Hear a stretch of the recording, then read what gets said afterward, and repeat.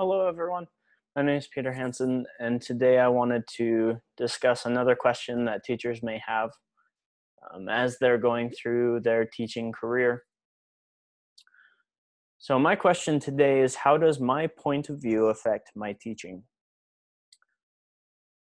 Now, there's a lot of different factors that can affect this, and I merely want to give my opinion on how to change it.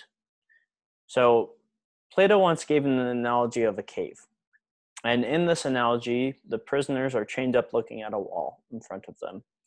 Behind them, there's a fire and a walkway in front of that fire. As people or objects pass in front of the fire, that fire casts a shadow upon the wall that the prisoners are looking at.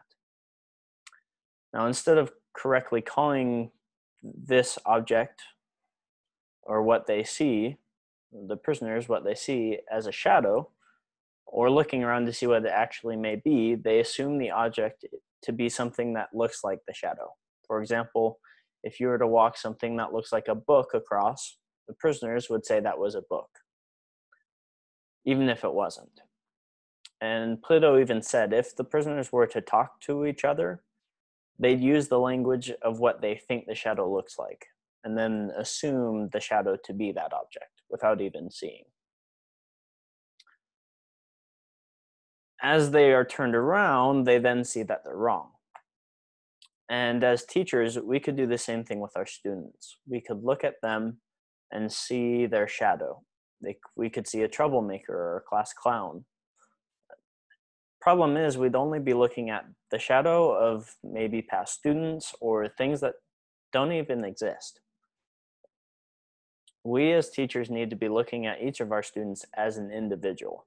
We need to see them as the actual object that they are, instead of a shadow and assuming as such.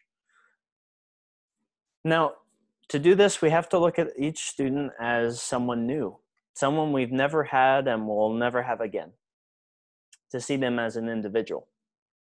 This in turn will help us teach the person instead of assuming their shadow and giving up.